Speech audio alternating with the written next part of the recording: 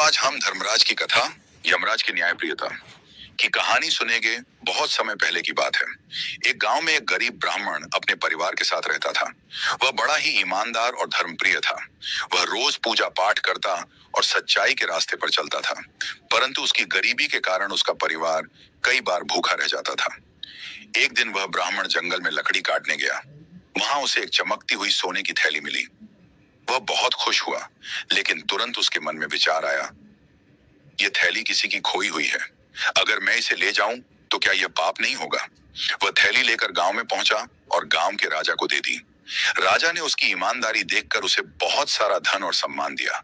कुछ वर्षों बाद ब्राह्मण की मृत्यु हो गई। जब वह मृत्यु के बाद यमलोक पहुंचा तो धर्मराज यमराज के सामने उसका न्याय हुआ। यमराज ने कहा, हे ब्राह्मण, तुम्हारे जीवन में दो कर्म सबसे प्रमुख हैं।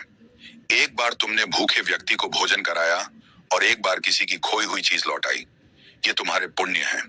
तुम्हारे कोई बड़े पाप नहीं है, इसलिए तुम्हें स्वर्ग में स्थान दिया जाता है। ब्राह्मण ने यमराज से पूछा, हे धर्मराज, आप इतने न्यायपूर्वक कैसे निर्णय लेते हैं? यमराज मुस्कुराए और बोले, मैं केवल कर्मों का लेखा जोखा देखता हूँ। न किसी से पक्षपात करता हूँ, न किसी से द्वेष। जो जैसा कर्म करता है उसे वैसा फल मिलता है। यही सच्चा धर्म है। ब्राह्मण ने प्रणाम किया और स्वर्ग चला गया। एक गांव में एक पोपाबाई रहती थी।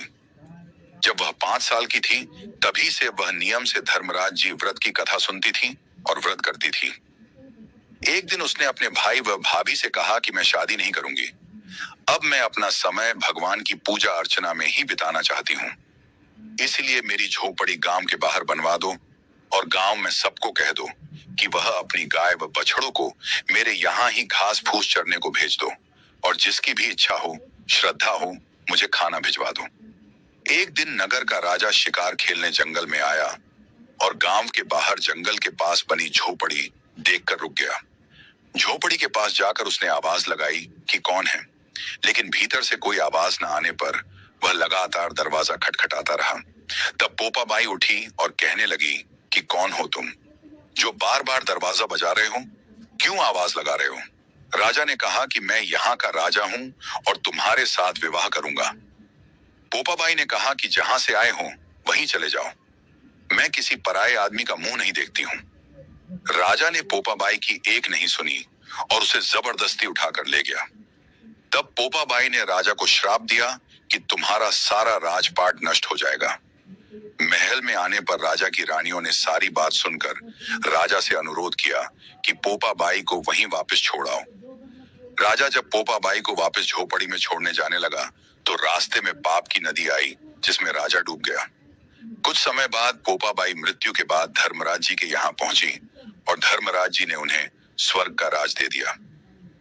एक बार एक सेठ व सेठानी मृत्यु लोक से स्वर्ग लोक आए तो उसके द्वार बंद देखकर वह धर्मराज जी से द्वार खोलने का आग्रह करते हैं। धर्मराज जी कहते हैं, इस द्वार पर पोपाबाई का राज है। इस पर सेठ सेठानी कहते हैं कि हम पोपाबाई को नहीं जानते हैं।